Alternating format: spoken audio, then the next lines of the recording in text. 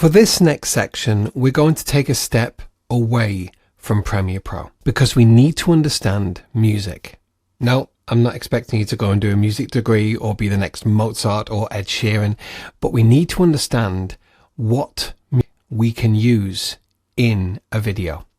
And that's not a genre or a style of music. It's actually with regards to the copyright of a music. You see, although you physically could put any audio in here, whether it be spoken, sound effect, any kind of music, anything in these audio channels, as long as it's a recognized file type, whether that be MP3, WAV, FLAC, OGG, Vorbis, there are so many different types of audio file, not just MP3. But we need to confirm that you can use it. Because whether you're making a video for just a special occasion to be played in front of just a small group of family and friends, or whether it's going online on a Facebook page, on an Instagram account, or even on YouTube or Vimeo. And of course, this goes without saying, or should go without saying, for any professional work, because effectively you're selling a client the deliverable, the edited video, and everything that is included within that video. Now, if there's copyrighted music in that video, you're effectively reselling that copyrighted material. And if you don't have the license to sell that, then you could be in quite deep water legally. In fact, I need to stress this probably fully. It's illegal to do that. And you could get smacked with quite a large lawsuit. I know that sounds quite serious, but it needs to be pointed out because there are so many people. Let's take it back maybe a step from professional videography and professional video creation, and let's step it to YouTube. The first thing that people want to do when they're really pushing a YouTube channel is to get monetized. Now, above the amount of, you need a certain amount of subscribers and a certain amount of watch hours per year. Currently, it's 1,000 subscribers and over 4,000 watch hours in a particular year, a 365-day period, to be able to become monetized. Now, once you're monetized, you're then being paid for advertising on those videos. If you're using unlicensed copyrighted music, all that money, it'll go to the people who own the copyright for the music, even though it's only a portion of the video. Similarly, if you're not monetized and you use copyrighted music, you can continue to use that and have it go up on the video and playback in YouTube, but your video will be monetized even though your channel isn't monetized, and lo and behold, the earnings from that monetization again will go to the copyright holder. So it's really important to make sure you're only using music that you're allowed to use. I'm going to show you a few examples here. There are a number of databases throughout the internet with varying qualities of music that you can use, but I'm just going to show you three. The first couple are paid for, and the third is completely free. But you get what you pay. You do get what you pay for. So if something's free, it's not necessarily the best. But let me show you just a couple. This is Artlist. By the way, as I said in a previous chapter, any corresponding links to things that I show you will also be at the bottom of the worksheet, and these will link through to these, so you're getting exactly what I'm talking about and not necessarily a flavor or a different version of what I'm talking about. So this, first and foremost, is Artlist. Artlist is a subscription service. You used to only be able to pay for it per year. You can now pay for it per month, and what this gives you is a massive, and I mean massive, collection of music. All of these are original. All of these are yours to use once you have the subscription. Not only that, but once a subscription runs out, and this runs with all of these services, all these kind of services that I'm going to show you today, as long as you had a subscription at the time of downloading, a license is generated and you can then use that going forward, in as much as it can stay on the video that you downloaded it for. Bearing in mind that that doesn't then mean you can use that same piece of music on future projects. For each project, say you use this song, the Hope Lounge, Dr. Paranoid. I'm just going to play a little bit of it. I can't play loads of it because obviously copyright.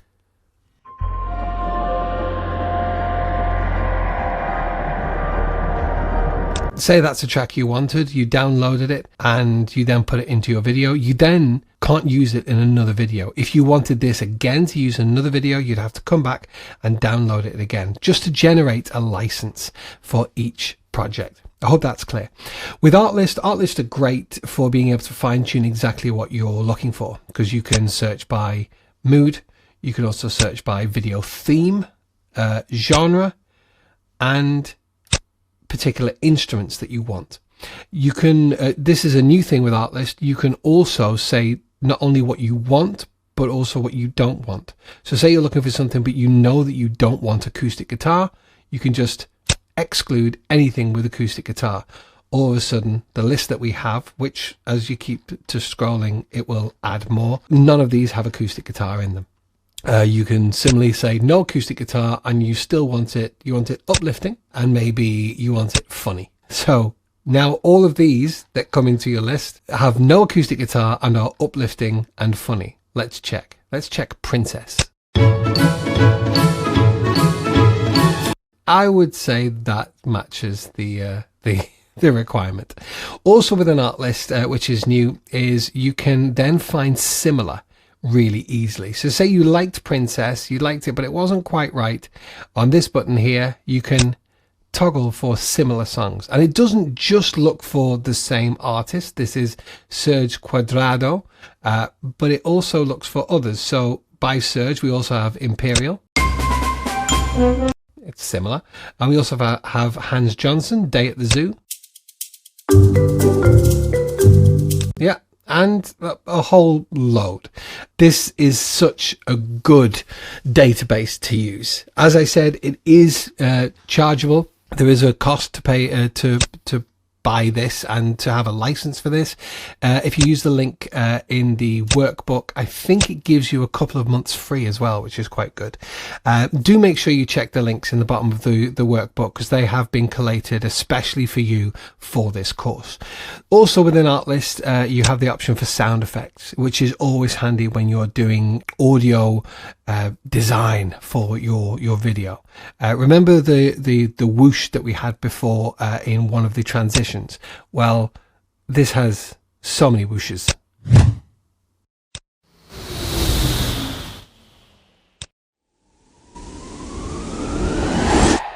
If you've ever been aware of the term Foley, F-O-L-E-Y, Disney have a massive Foley department, and it is literally just getting sounds and recording sounds that sound like other things, or say coins dropping. They'll have a full department that will record things like that, coins dropping or glass smashing and all that kind of thing. And those Foley were used in the likes of Mickey Mouse cartoons and all that kind of thing, all the way up to feature video films as well. Artlist also have a section which is footage. So this opens in a new tab. I don't have this, but this is stock footage as well, which is great. And we will touch on stock footage a little bit later on in the course, where I use another system called Motion Array. And let's just step over to Motion Array actually, because Motion Array are also a great source for not only audio, royalty-free music and sound effects, again just like Artlist, but also presets that you could use within Premiere Pro here, and Adobe After Effects, and templates that you can use in Premiere Pro and After Effects. Adobe After Effects always works really well with Adobe Premiere Pro. Remember when I said at the very beginning of this course that if you're going to use more than one product from Adobe, it's probably best you get in the full suite. There are a number of things, say in here, the templates that are Premiere Pro templates. Some of them will work completely in Premiere Pro, but they will use After Effects. I have a friend in the industry, a very dear friend of mine in the industry called Chris, and he uses a number of Premiere Pro templates in his videos. They all are powered by After Effects, but he's never ever opened After Effects. He just has it installed, so After Effects can run in the background and give all the details for Premiere Pro. But we're here right now for audio, and this looks very similar to Artlist. It's another great database of music. It's fantastic. Let's just a quick play of here. Preview. Now, whenever you hear preview, Artlist don't play it, but on here it does, and it just stops people from playing it back, using a sound recorder and getting the file, because again, that preview in there.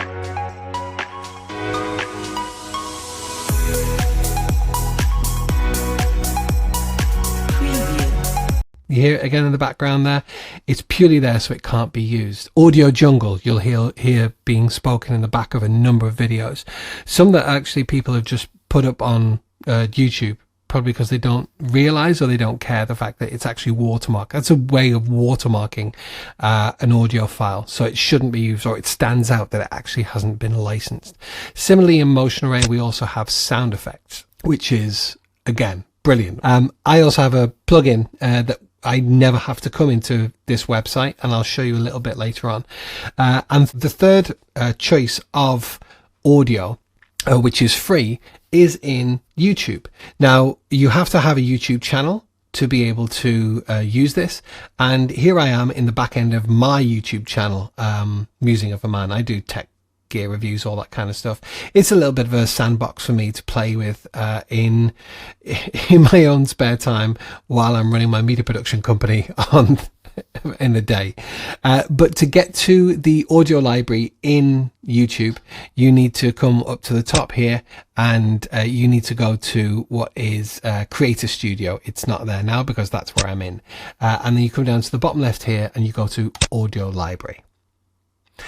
Now, this again is very similar to the likes of Artlist. If we go back to the music, you can see Artlist is there, and here Motion Array, again, all the music there. The audio library here is very similar.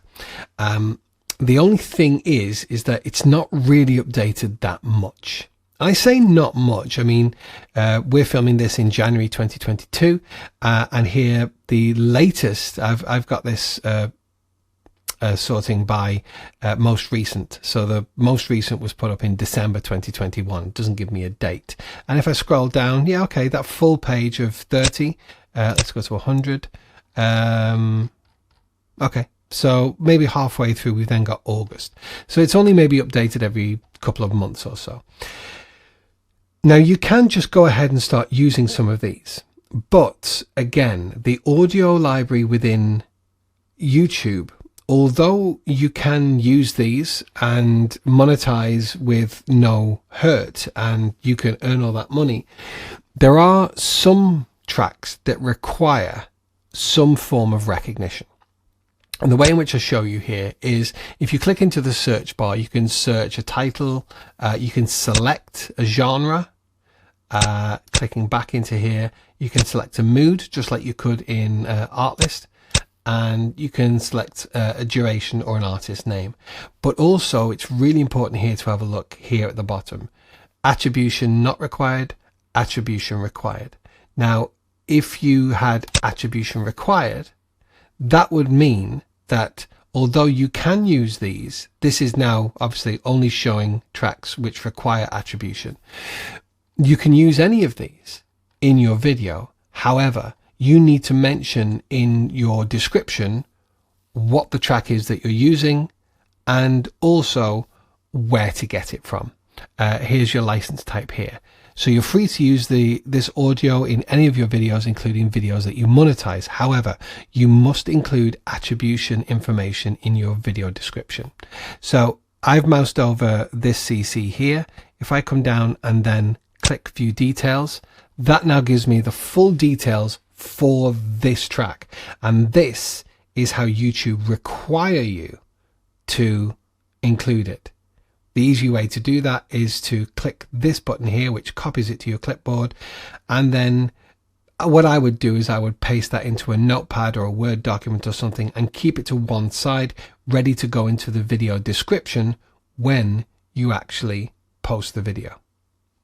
That also goes for anywhere where you're posting this, not just in YouTube, but say you put it on Vimeo or you put it on social media. You would be required by law, can't overemphasize this, you would be required by law to include this in the description of your video.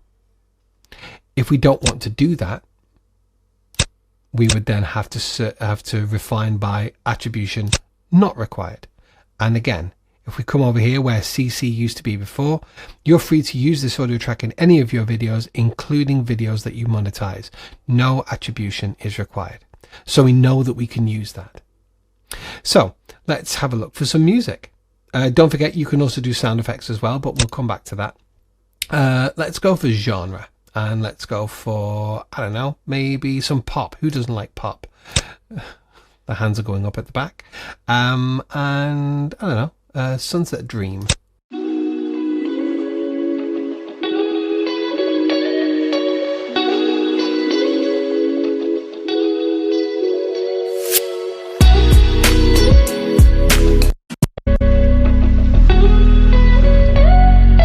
What I often like to do is I like to check if there's a fade out or a fade if there's a fade out or a definite ending on a track. I don't know why, I just like to check. So let's carry that playing.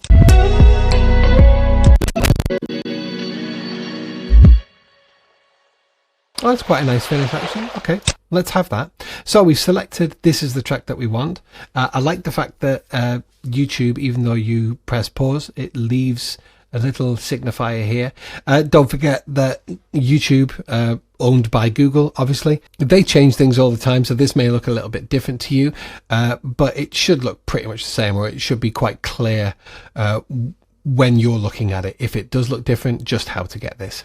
So here we are in Sunset Dream. I'm just going to download this track, and there it is down here. I'm using Chrome. I swear by Chrome. So here is the track Sunset Dream. So let's go and find that in the folder. And here I am in the folder of our Premiere Pro project.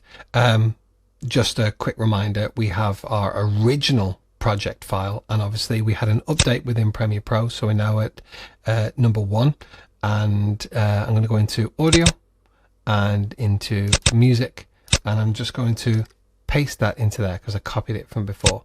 So now that we've got our music, we're going to now take it and put it into our program. But now at this point, we finished the point of explaining just why and how you get the right kind of music for your videos.